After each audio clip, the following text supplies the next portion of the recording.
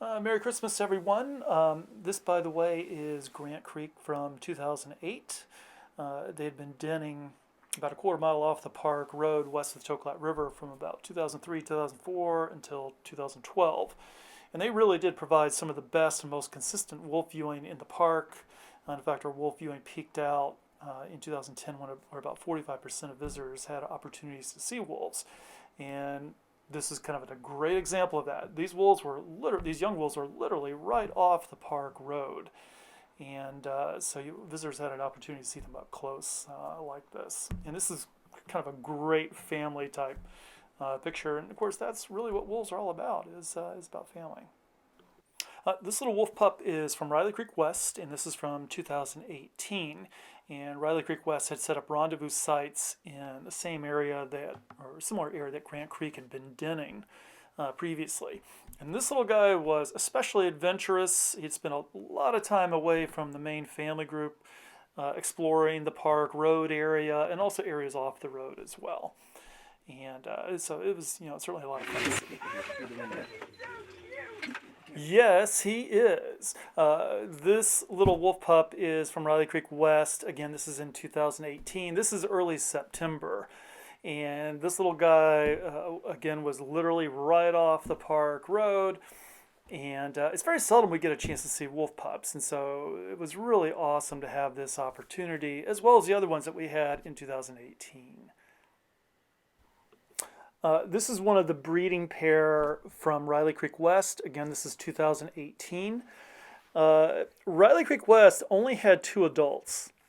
They didn't have any 1-year-olds to help with raising the pups, so it was just the 2 of them, the breeding male and female, and then they would typically leave the pups at a rendezvous site to go hunt, of course. And so this wolf is feeding on the remains of a caribou carcass. And so it's very seldom when kind of the stars align, when wolves bring down a large animal, it's close to the road, it's visible, to where visitors have a great opportunity to kind of see all the details of what's occurring. And this was one of those cases, but it does not happen very often at all.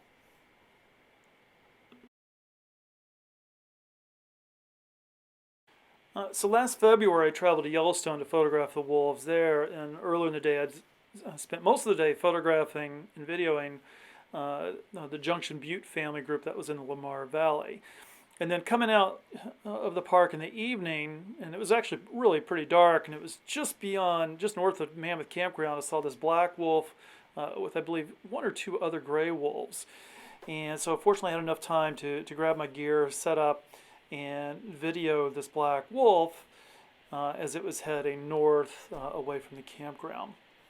And this was kind of a prelude to what I would see the next day. And this black wolf, by the way, this was from the Wapiti family group, and which the following day just turned out to be just fantastic.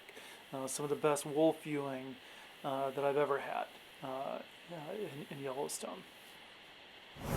The next 3 clips are going to be of the Wapiti family group howling, so let's listen in.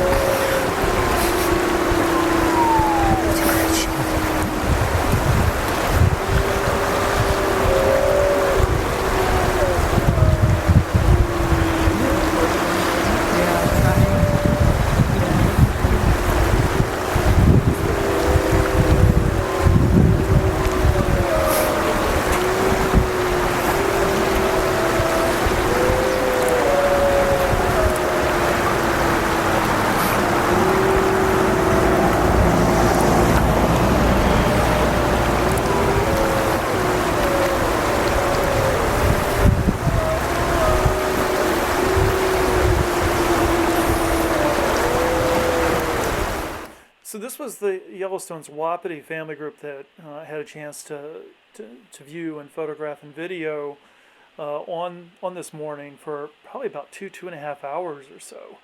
And in this case, they were doing some rallying behavior, and you'll see some other clips too where one or two wolves was getting pretty severely chastised by some of the others. And one of the things that had occurred with the Wapiti family group and also the 8 Mile family group, which both of these family groups were howling back and forth with one another. Well, both family groups had lost their breeding female. And the breeding female she is critically important to family group cohesion. She's kind of the social glue of any wolf family group. And so you had this instability that was in both family groups. And when I was there, some of the Park Service people that we had talked to had mentioned that there were wolves that were kind of going back and forth between the two different family groups. And then one of the things that they found in Denali is that when either a breeding female or male or both dies, that it can lead to the disintegration or the dissolution of the entire family group in 25% of the cases. Now, if they do stick together, and we've seen this repeatedly in Denali, it can cause massive and cascading disruptions within the family group, which can continue on for years. So this black wolf is injured, as you can see, as it's crossing the Gardner River. And this is something that's not unusual in regards to wolves. They are attempting to prey on animals that are significantly larger and stronger than they are. Everything from deer going all the way up to bison, and bison, of course, can weigh over 2,000 pounds or so. So there is a lot of risk in trying to attempt to prey on these other animals. And so injuries or possible death is not unusual at all in the everyday life of a wolf. Yeah, and the lives that wolves lead, it's incredibly challenging to be able to survive the way they do. And in essence, it really is all about the family. If you're a wolf, and supporting one another, and to have that dynamic interrelationships with one another.